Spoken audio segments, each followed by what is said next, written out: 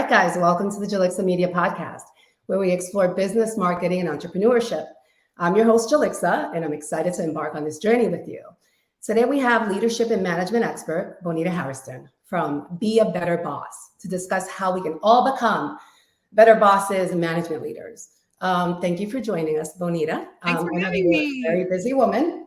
So tell us a little bit about yourself and Be a Better Boss. Sure. I'll start with myself first. Born and raised in Baltimore City, Maryland. So that's on the East Coast of the US for your global listeners.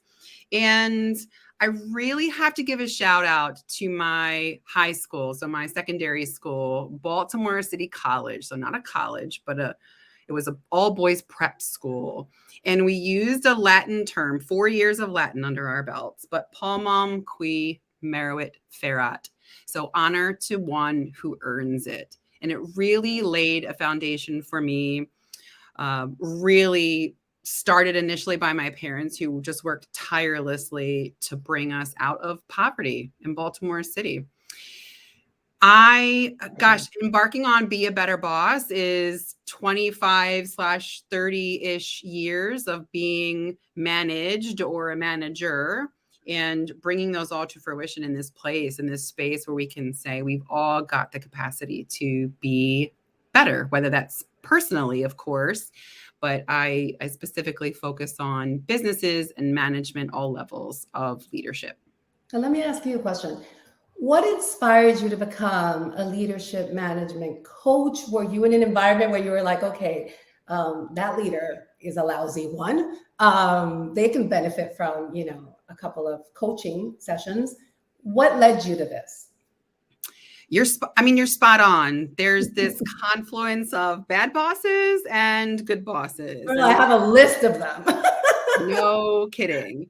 When you embark upon the bad boss, you're like, okay, that's an example of what not to do. Exactly. And when you have a good boss, your reaction is, man, I want to be just like that. That's the kind of leader that inspires others to do better, to be better, and then maybe to carry that on also in a leadership role. So if I reflect on my own journey as well, I made my own mistakes. I've been a lousy boss in situations, hopefully just situationally and not broadly a crappy boss in any way.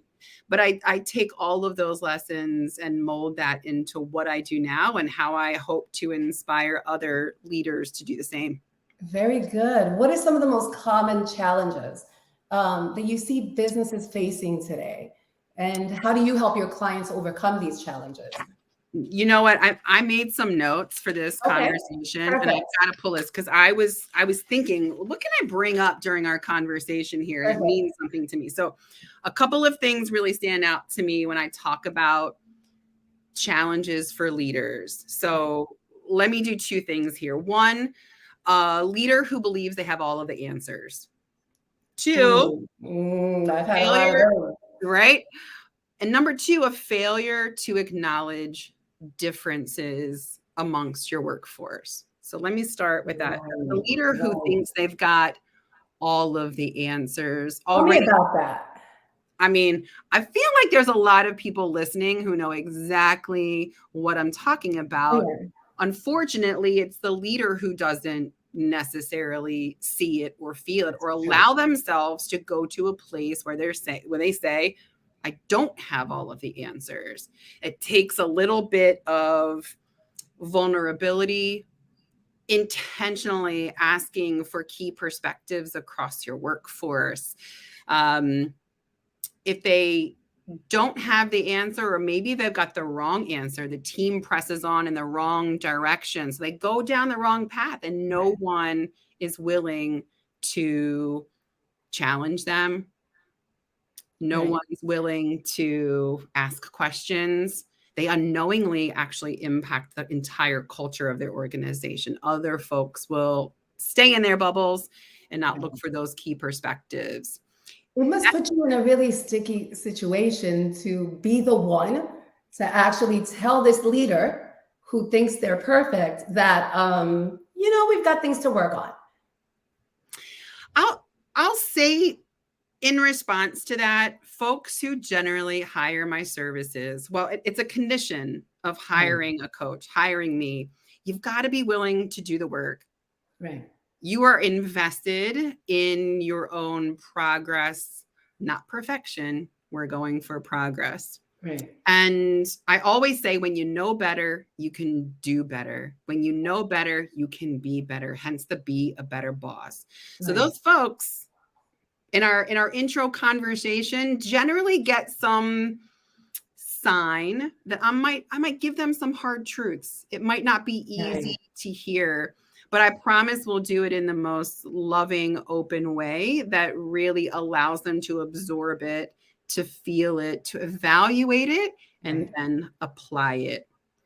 But I do want to go back to that second thing, Julixa, that failure to acknowledge differences on the team. So we often are in a corporate space where we believe that all of the work has to be done the same. And we fail to recognize everyone works differently. We've got a different style. So if a leader can really acknowledge that all of those things are happening across their team, we know that one person is more productive in the morning, one person is more productive in the afternoon, and really allow for the space to do that.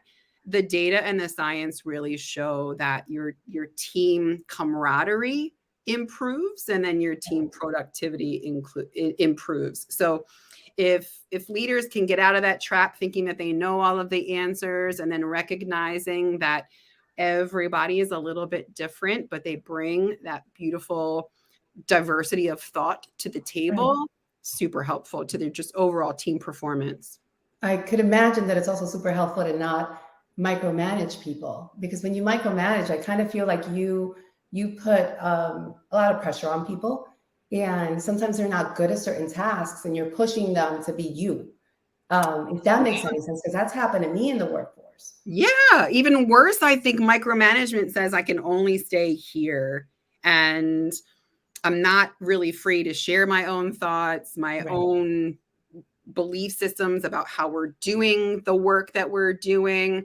And being under a microscope that way doesn't actually inspire anybody, does it? So I think that we could have a whole session talking. Oh, absolutely. Let me ask you a question. How do you assess the strengths and the weaknesses of a business?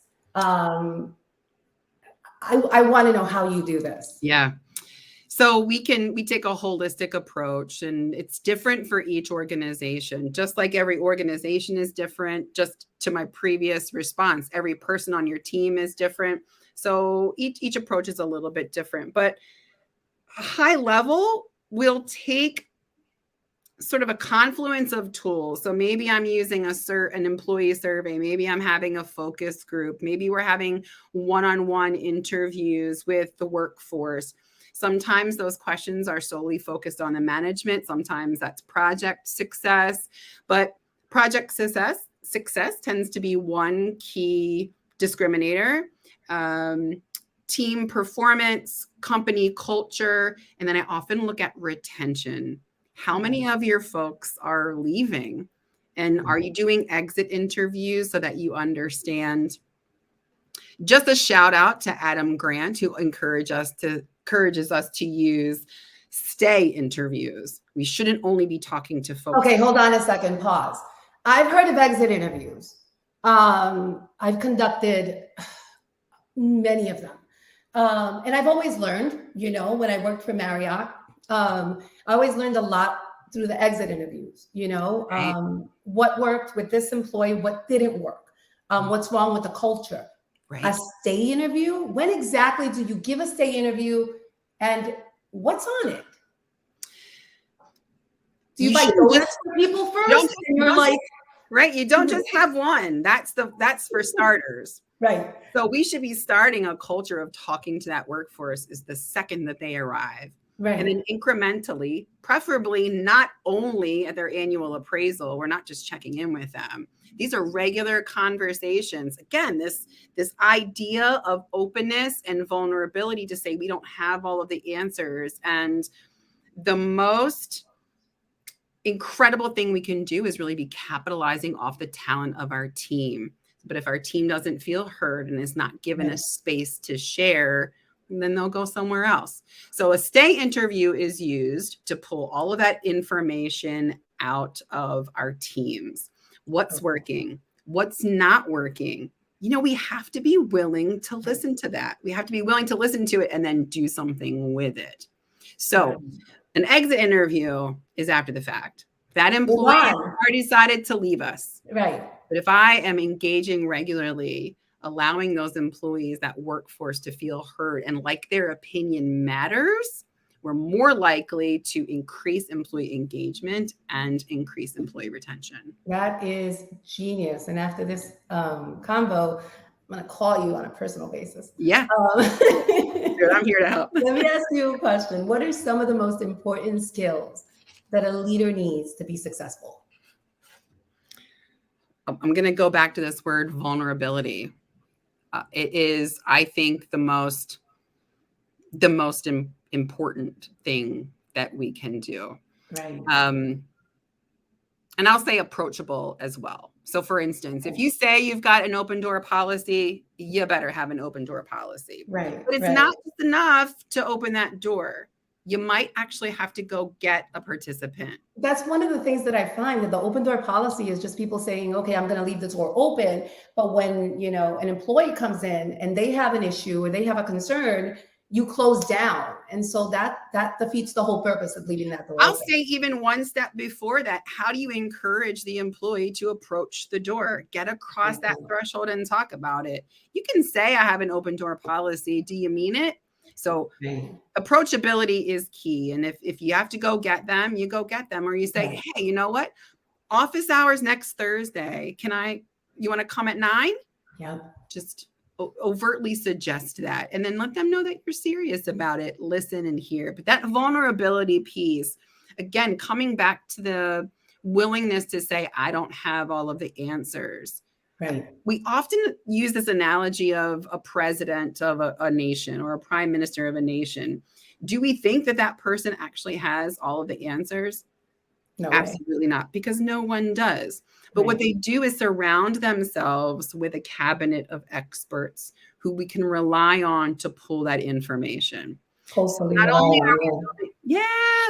only are we building trust across the team, being a leader who's willing to say, I don't have all the answers. Let me know what you think. Let me pull the answer. It's going to encourage someone else to say, I also don't know the answer. Right. So now we've created a culture where it's okay not to know. It's okay to ask questions. And again, the data on this about what that does to team productivity and trust in leadership is off the charts. Let's talk about goals. How do you work with clients to set realistic goals? Do you do short-term goals and then long-term? Explain to me the whole process of goals. Yeah. Depends on what the goals are. So I hate to leave it like flimsy like that, but that really set them? I don't set them. No one knows their business better than they do. But what I do help them is refine those goals. Right. So clearly in my role as a leadership coach, my goal is to help them be a better boss. Right. So often it's very inward focused, but as a leader, they're also engaging with their employees. So sometimes we need tactics. How are you doing your job as a leader here? What does that mean to you? How do you take that to your workforce? How do you show up for your workforce? So we talk about those things broadly. Oops, sorry, I froze there. We talk about those things broadly. We zero in. And really the question to the client is generally, what's most important to you? Right. And why is that important to you in this moment? Why is that important right now? Because that gives me the goal, but then gives me what's underneath that goal. Why is it important right now? Wasn't important yet? Maybe. Have you ever encountered the people, and I'm sorry I interrupted, I just need to know, have you ever had met with a client that says, okay, this is my goal. This is what the importance is. We want to just, take care of this issue. And you realize that that's not even it. That's not the problem. They're focusing on the wrong thing. Yeah. Does that happen often? It does. I like to employ the toddler method, which is Okay. why? Why? Why? That's amazing. So a simple question of why, and then why is that important right now, really helps. And so they end up saying it out loud. I don't have to point it out, but if it feels off to me, if I feel like there's something under that, then they get the toddler method, and I'll just throw some whys at them, and then we try to get to the heart of it. But it's important to really understand, and maybe that's not always clear the first session, but by session 2, by session 3, we're really getting to the nitty-gritty. Right. So over a course of time, generally coaching engagements should be a minimum of 6 months. You're not really going to get to the meat in a short term in coaching engagement. Now, if we're prepping for a speech or a public speaking engagement, we could probably do that in 3 months. And you've got a very clear, tangible goal. We've got a finish and an end point. Right. But longer goals, really talking about development of skills and development of engagement techniques, that takes a little bit longer. In terms of keeping them accountable, though, and keeping them on task, that also is a little bit client driven. Now, if I'll back up a minute here and I'll say, as a coach, I employ something, I call myself a coach and a consultant because I'm certified to do both roles. But I employ what I like to call the consult and coach approach. So a little bit alliterative, a little bit quippy, but down to business. So if I'm coaching, I'm drawing that out. I'm asking that why. I want them to tell me more. If I'm consulting, we say, okay, here are best practices. Here's what's worked before. Let's evaluate the successes. So something that becomes a little more, some folks refer to it as woo. It's a little bit woo over here. And then we're really tangible, strategic, business related goals here.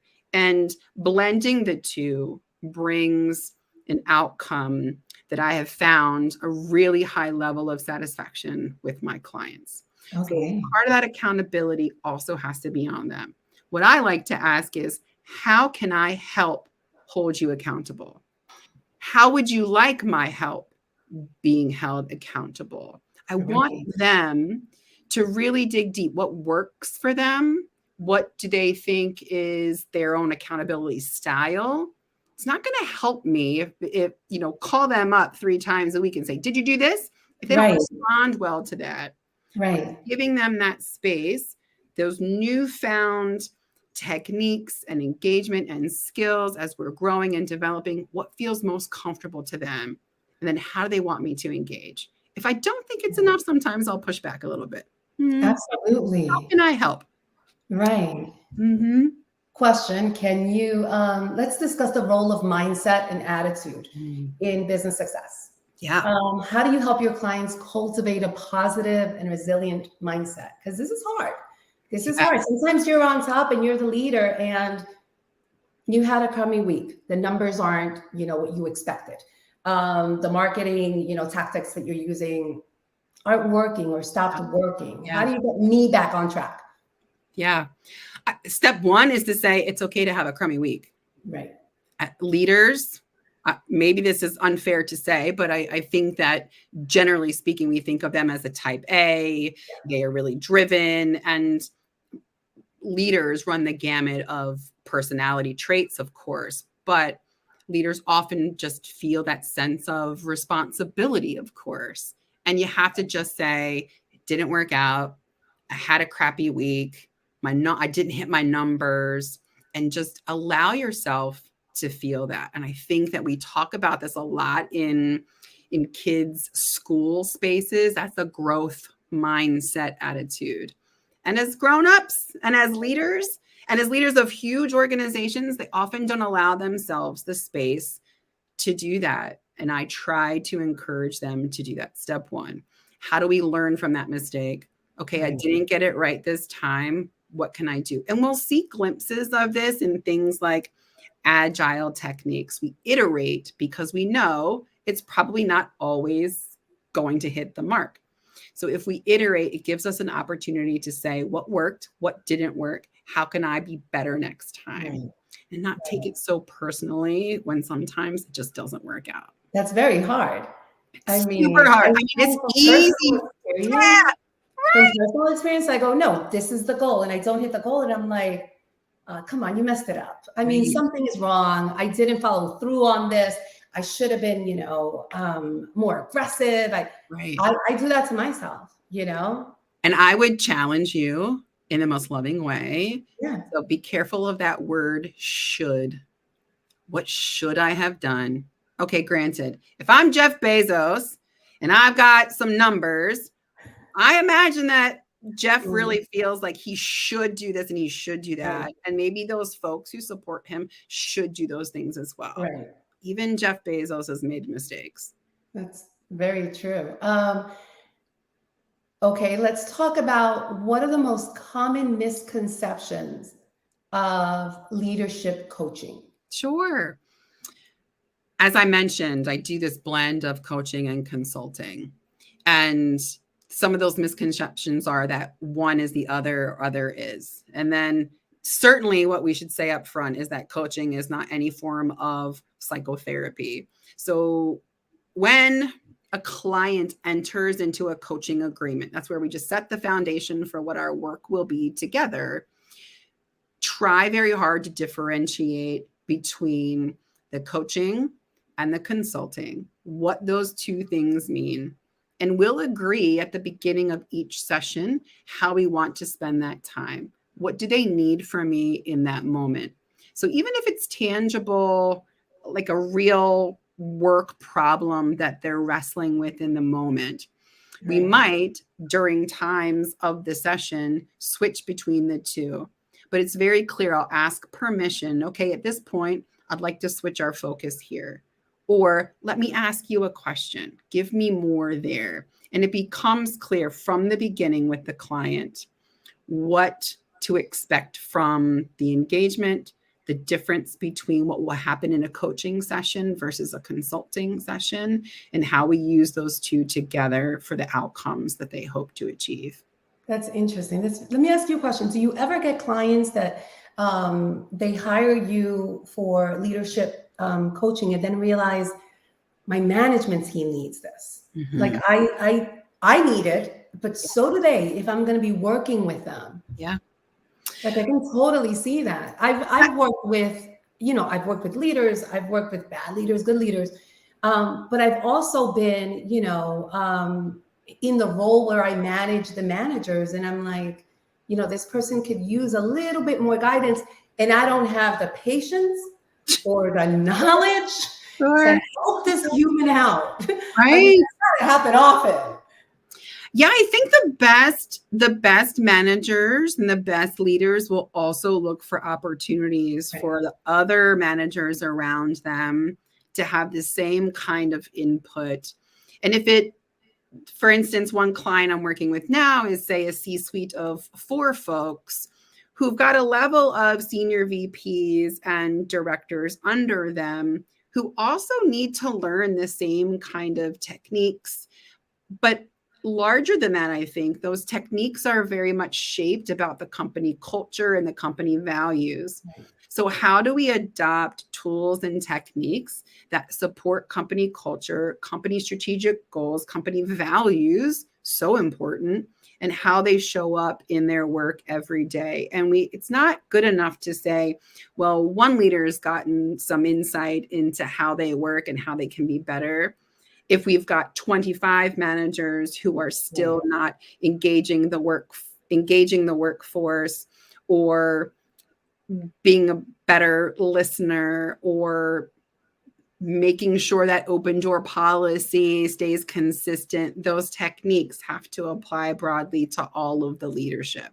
And one further, if there is the opportunity to do so, those leaders are talking about how they groom the next level of leaders above it. So I always said that my job as a leader is to make sure that I train and mentor myself out of a job, that someone comes behind me who's just as capable of doing and succeeding. And my job is to set them up for success. I feel the same way as a mentor. Like their success is my success. Like I will open a bottle of champagne, when, a person I've been mentoring finally opens up their brick and mortar, That's I'm like, right. oh I'm like, that's my cheese shop too. Oh, this is great. So yeah, That's definitely right. that one. I'm like, oh, this is great. And I think part of the most rewarding piece of being a business consultant or a leadership coach that you and I have seen in our careers is watching that happen. Oh yeah. And it becomes, their success is our success, sure, but it's almost becomes like this is a plant that you've watered and cultivated, and it's blooming and it's so beautiful, but they stand in their own light and in their own strength, and they take those tools and techniques perhaps that we've shared with them, they apply those, but they also mold those to become their own and fit their environment. And then they find more of their voice and more of their style. That's one of the most brilliant pieces. I mean, you make such an excellent point there. And we can share champagne anytime you want. Let me know. I'm ready. What time is it? All right. Tips or advice for people that are, thinking about starting their own business and the benefits of working with a leadership coach, with Be a Better Boss. Sure. Well, I mean, what's not to love? It's Bonita. Come on. Hey, it's Bonita. Hey. I'll say in terms of working with a business coach, you've got to be a little bit of that vulnerability. I'm going to say it again, bring it to the table, because you've got to be willing to hear the hard stuff. You've got to be willing to just dig in and do the work. And it's not always hard. It's actually a lot of fun. But sometimes we start with one intended outcome and we end with another. So we've got to be a little bit comfortable with change, a little bit about talking about that hard stuff, but that engagement is so immensely rewarding that even when it's hard stuff, you walk away saying, wow, that was so powerful. Yeah. But if you're just starting a business, I think that it's really key to get really clear on who's your client and what's your mission and who's your client. What do you hope to achieve and who wants that service? Who needs what problem are you solving? Problem, you stole it right out of my mouth. What problem are we trying to solve? And now a bit of that change piece, understanding that might change. We're talking iteration intentionally. We get a certain avatar in our minds. We think that we're solving one problem. Well, then we talk to 20 people. We talk to 50 people. And we actually think it's actually not a problem at all. But this other thing is the problem. And I've got the perfect solution. Your business will morph and change over time. If you're taking the time to evaluate the work that you're doing and is your solution actually answering the problem. So never being afraid to mold that a little bit to meet your needs and meet your client needs, super valuable. And knowing that things will change. Yeah. Like you can't have, I've set up a lot of marketing plans for, a lot of clients, and like a marketing plan it's not something solid. It's something that, we've got everything, your strategies, we've got your goals written out, but this has to change as, you have new platforms and, you have new avenues to promote. You have to change it. And a lot of people, I think, are stuck in that world. No, but that's not what the marketing plan said. The marketing plan is 5 years old, So I think that being open to change is really important. It's incredibly important. I think only successful people are those that go, things are bound to change, but what am I going to do when things change? Right? No, you mentioned mindset earlier. That becomes a part of that growth mindset, knowing it might not always work out the way that we wanted, but we're going to use that. We're going to take those lemons, make the lemonade, turn it into lemon bars, turn it into a lemon martini. Do something. Turn it into a margarita. Do something. Right. Whatever we've got to do. But that change piece is really key, and understanding that we actually need to intentionally look at ways. We intentionally need to iterate, not just when something goes wrong, But even when things are going right, that's great. Are there more efficiencies we can get? I talk about this a lot with leaders when they're just ironing out processes and how that suits their business and their goals. What worked, what didn't work? Okay, can we get even 5% better somehow? And we can continue to iterate. It's brilliant. Right. Share with us a book, a movie, a piece of art, something that's had a significant impact on you and why you found it meaningful. That's deep. I'm trying here,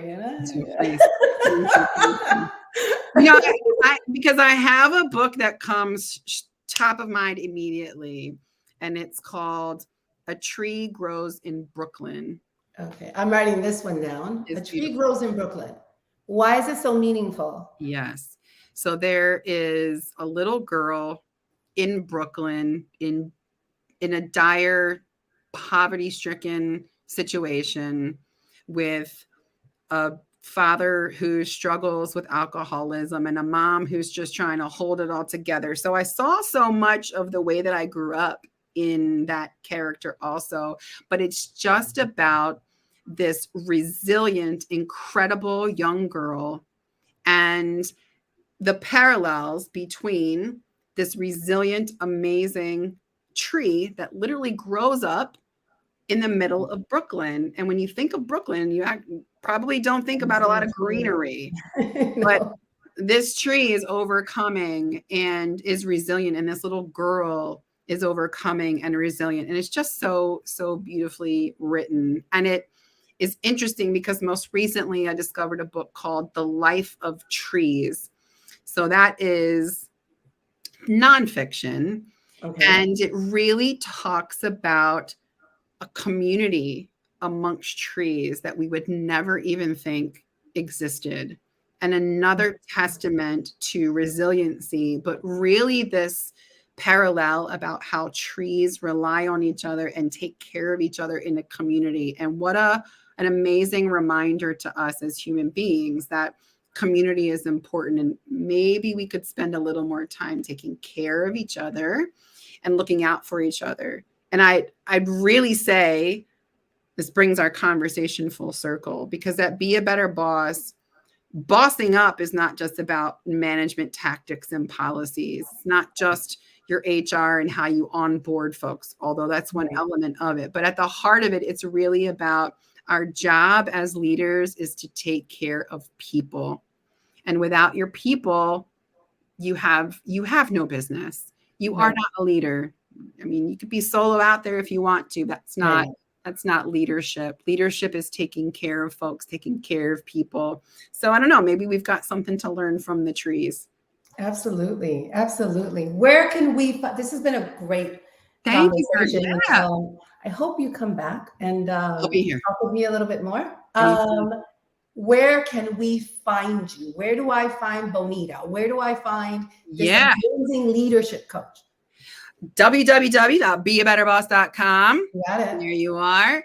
Instagram, Better Boss Coach. We are also on Facebook, Better Boss Coach, Be a Better Boss. On the Twitters, in the atmosphere, we're out there. So you should have no issue finding us. Beautiful. You can directly contact me on the website, submit a form, or you can easily find my contact number as well. I'm happy to give it out. You can call me directly. We do our best to respond to every phone call within 2 business days. And is that all you need? Thank you so very much, Bonita. My pleasure. And for everyone that's listening, you can learn more about Julixa Media at julixamedia.com. Just don't misspell my name. It's got an X, Thank you again, Bonita. My pleasure, Julixa. Thanks for having me.